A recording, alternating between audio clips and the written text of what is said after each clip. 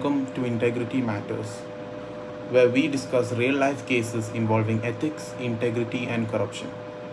Today, we will be discussing Operation Car Wash, one of the largest anti corruption investigations in history. What started as a money laundering investigation uncovered a major corruption network involving government officials, politicians, and companies.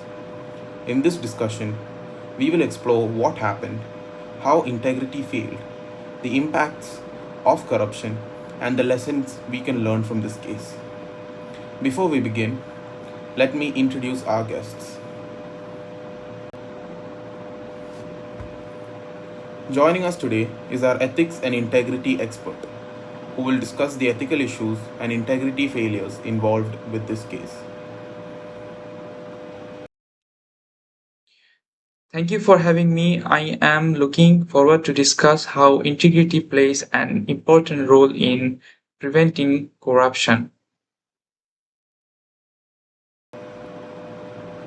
Next, we have our anti corruption investigator, who will explain the investigation process and how authorities uncovered this corruption network. Hello, my name is Jonathan, and I am the anti-corruption investigator, and we're going to be talking about the Operation Car Wash, whereby We also have our economist, who will explain the economic and social impact of corruption. Hello, I am Zain and I am the economist. So my role is simply to explain the economic and social impacts of corruption. So the first point that I have under the economic impacts are number one, reduced investment and growth. So corruption acts like an unpredictable tax. Businesses face bribery demands on top of the official costs, and because the rules are enforced arbitrarily, investors, especially foreign direct investors, see the country as risky. So on number two, I have the misallocation of public resources. Corrupt officials favor the projects that generate bribes, for example, large infrastructure and defense contracts over essentially projects with high social returns like primary health care, education, and rural infrastructure. Because it is easier to skim from big, complex contracts than small, transparent ones that essentially give back more social than economic gain. Our fourth guest is our corporate governance consultant, who will discuss how organizations can prevent corruption internally. Happy to be here. I will explain how companies can create stronger ethical systems and prevent misconduct. And finally, we have our student representative, who will share the perspective of young people and future professionals. Thank you for having me.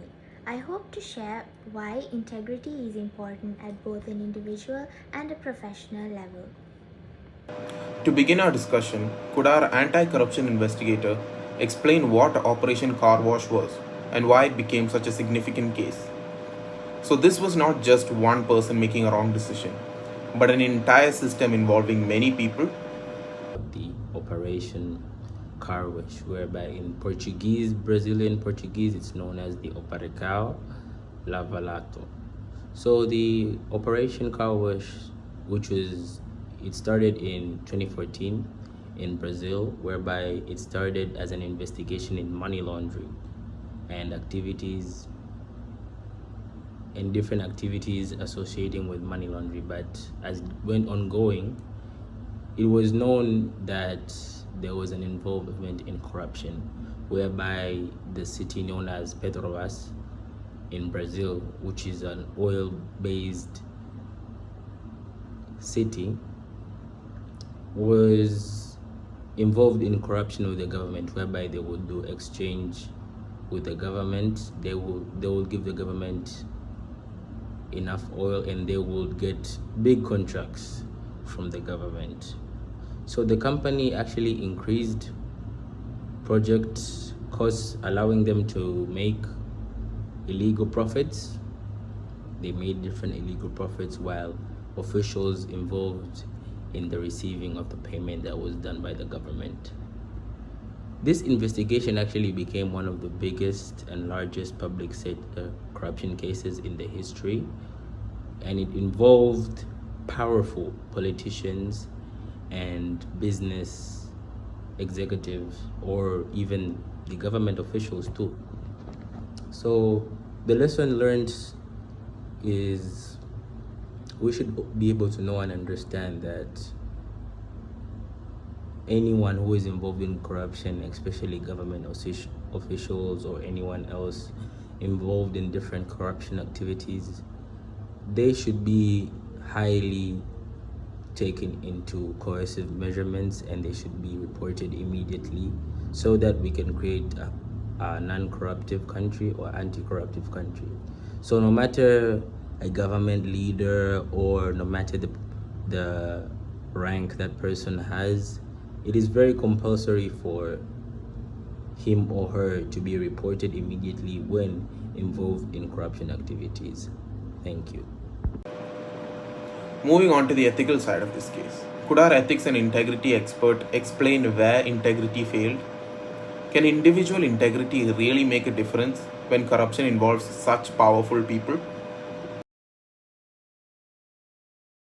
Integrity fails at both the individual and organizational level.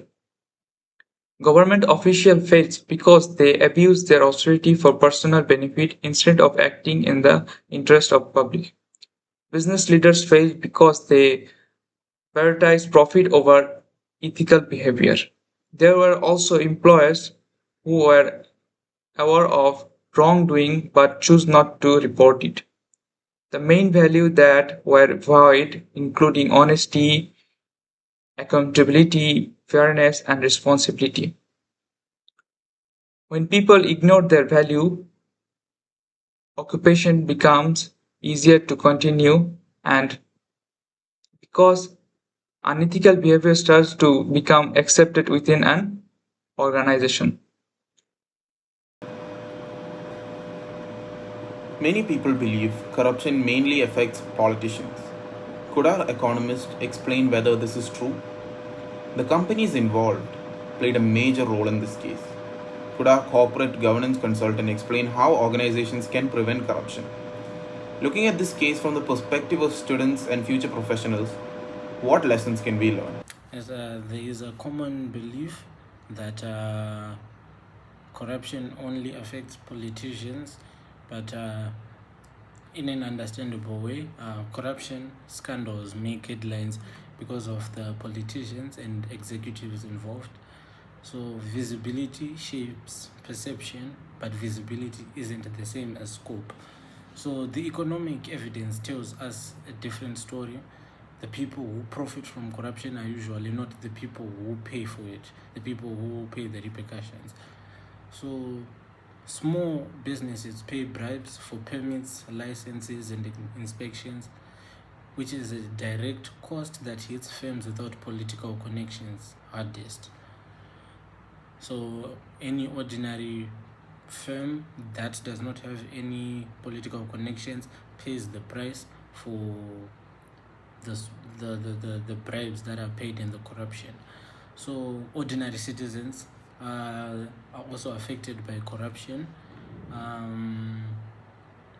They have to pay petty bribes for basic services like healthcare, utilities, documentation, passports, IDs, driver's license, and this hits the poor the hardest as a share of their income.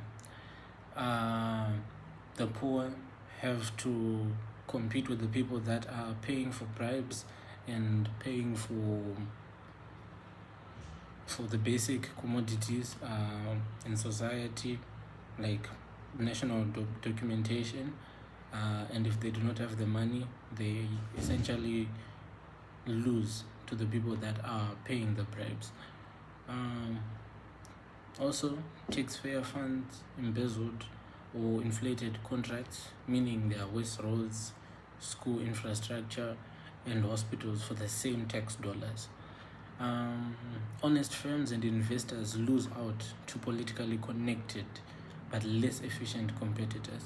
So the less efficient competitors that do not do even half the job perfectly, but are connected politically, they essentially lose. They essentially beat the honest firms and investors because they pay bribes under the counter money. Because of corruption, also workers will get fewer jobs because investment is deterred or diverted toward connected firms. So if a firm is essentially not connected politically, then workers will essentially get fewer jobs. And last but not least, future generations inherit weaker institutions and lower long run growth. So a helpful concept here is essentially that corruption functions as a regressive hidden tax. It's essentially pulling back the national progress. It's a tax because it adds costs without adding the value. It's essentially overpaying for necessities that you are going to pay less for, or at most not pay at all. So it's regressive because the very poor pay a proportionally higher share of their income or time navigating it than the wealthy do. So the real story isn't corruption is a problem for politicians. Politicians and connected officials are usually the ones receiving the benefit, while the cost is spread across society. The consumers, small businesses, workers, taxpayers often invisibly pay the repercussions that the politicians do not pay. So it is rather a myth that politicians are the only ones affected by corruption. Companies have a responsibility to create ethical working environments. They should have clear anti corruption policies, regular audits, transparent decision making processes, and systems that protect whistleblowers. In Operation Car Wash, corruption continued because unethical practice became a part of normal business operations. Strong corporate governance helps ensure that companies focus not only on profits but also on responsible and ethical practices. A successful organization should not only ask how much profit can we make, but also are we achieving success in the right way? Organizations must build strong ethical cultures and systems to prevent corruption before it happens. To conclude, Operation Car Wash shows the serious consequences that occur when integrity, accountability, and transparency are ignored. This case affected governments, businesses, and society by damaging public trust and creating unfair advantages for those involved in corruption. However, it also teaches us the importance of strong enforcement, ethical leadership, transparency, and responsible decision making. The main lesson is that integrity is everyone's responsibility. Whether we are students, employees, business leaders, or public officials, our choices shape the society we live in.